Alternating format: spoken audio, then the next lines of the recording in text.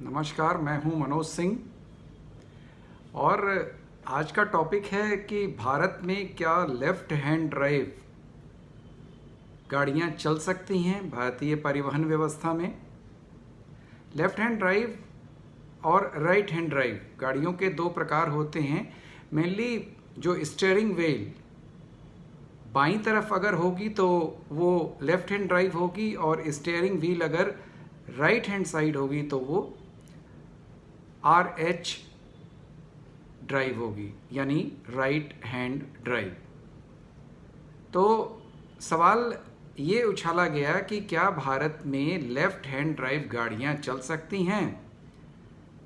तो इसका उत्तर ये था कि जो मोटर व्हीकल एक्ट है इंडिया का, उसमें स्पष्ट रूप से कहा गया है कि भारत की सड़क पर लेफ्ट हैंड ड्राइव गाड़ियां नहीं चल सकती हैं। भारत में सिर्फ अनुमति है राइट हैंड ड्राइव गाड़ियों की, यानी जिनका स्टीयरिंग व्हील दाहिनी तरफ है।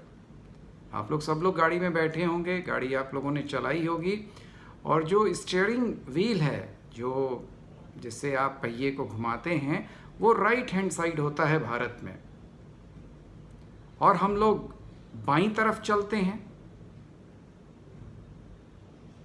अब सवाल ये उठता है कि क्या दुनिया के किसी देश में लेफ्ट हैंड ड्राइव और राइट हैंड ड्राइव दोनों गाड़ियां एक साथ चल सकती हैं? तो भाई नहीं चल सकती हैं। क्यों? क्योंकि इससे बहुत सारी व्यवहारिक दिक्कतें आ जाएंगी, विजिबिलिटी संबंधी दिक्कतें आ जाएंगी, और रोड सेफ्टी को लेकर के दिक्कतें आ जाएंगी। तो सामान्यतया जो देश हैं वो कोई एक हैंड ड्राइव ही पसंद करते हैं, या उनके रूल्स मोटर व्हीकल एक्ट में है। जैसे भारत में हम लोग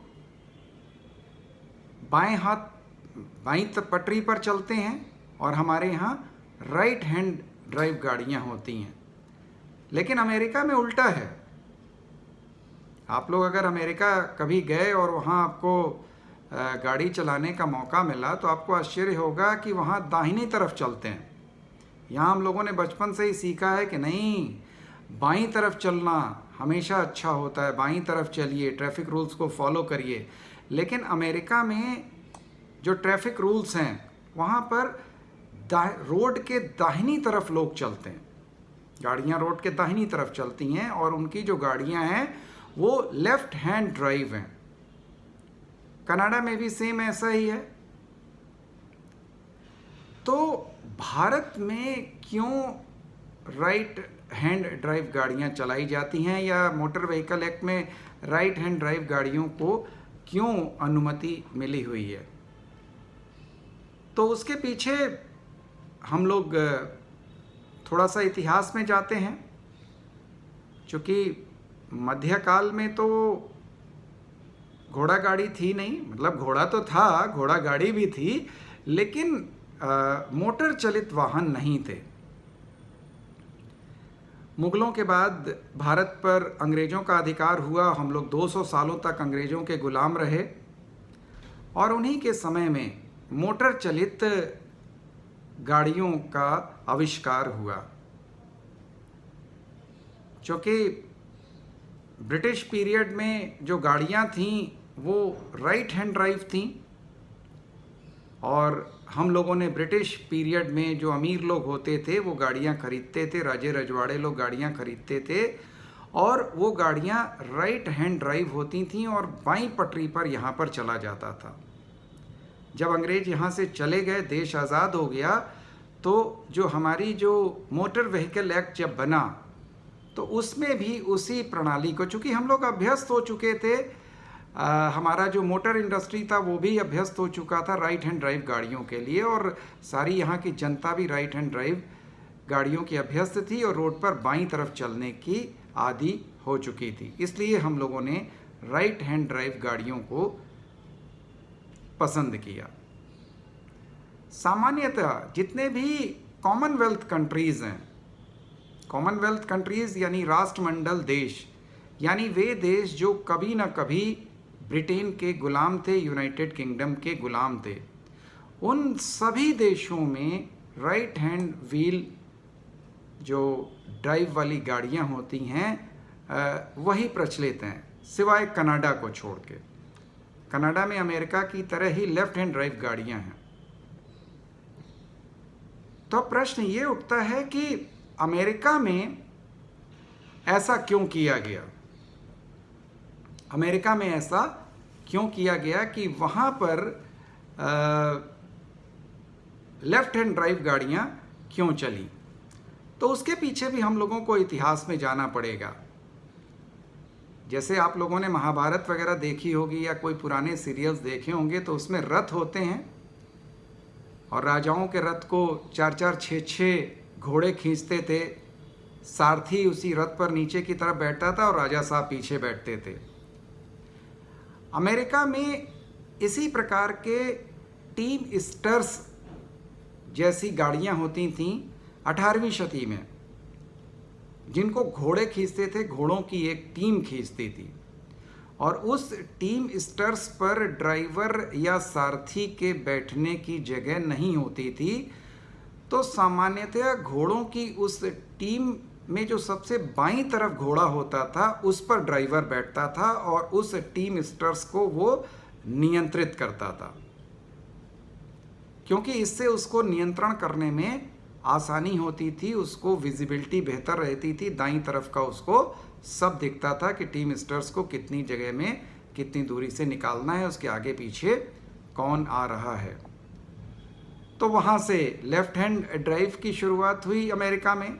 हालांकि अमेरिका में भी राइट हैंड ड्राइव गाड़ियों का प्रचलन था शुरू में। फोर्ड ऐसी पहली कंपनी है जिसने शिफ्ट किया लेफ्ट हैंड ड्राइव गाड़ियों की तरफ। तो इस तरीके से अमेरिका में लेफ्ट हैंड ड्राइव गाड़ियों का चलन शुरू हुआ और वहाँ पर दाहिनी पटरी पर लोग चलते हैं। अब हम लोग थोड़ा सा फिर से भारत में आ जाते हैं। क्या भारत में कोई लेफ्ट हैंड ड्राइव गाड़ी चला सकता है या उसका पंजीकरण करा सकता है, रजिस्ट्रेशन करा सकता है? क्या ऐसा संभव है? सवाल तो उठना लाजमी है। हाँ, करा सकता है। कौन लोग करा सकते हैं? तो इसका जवाब ये है कि जो भारत में मोटर कार निर्माता जो कंपनियां हैं वो रिसर्च के उद्देश्य से विदेशों से लेफ्ट हैंड ड्राइव गाड़ियां मंगा सकती हैं, उनका रजिस्ट्रेशन कर सकती हैं, करवा सकती हैं लेकिन वो सरकार की अनुमति से होना चाहिए और उसका जो पर्पज़ है वो सिर्फ रिसर्च वर्क होगा, इसके अलावा कुछ नहीं। इसके अलावा जो विदेशी राजनयिक हैं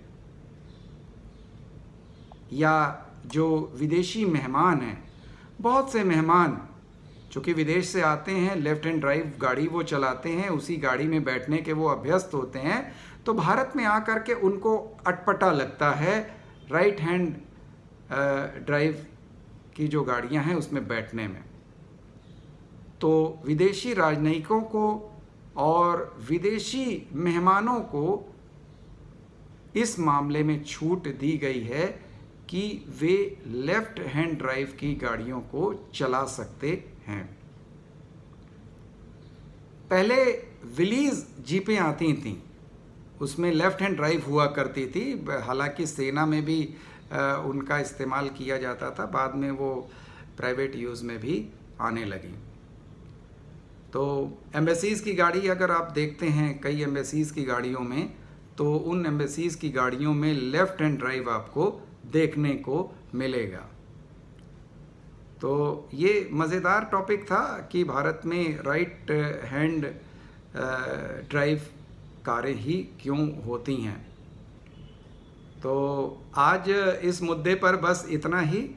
आप लोगों से सभी से अनुरोध है कि आप लोग वीडियो को ज़्यादा से ज़्यादा शेयर करें, लाइक करें और ज़्यादा से ज़्यादा Vikramshila academy Lucknow YouTube channel को सब्सक्राइब करें, जिससे कि आपको लगातार नोटिफिकेशंस मिलते रहें और आप इसी प्रकार से वीडियोस बढ़िया बढ़िया आप देखते रहें।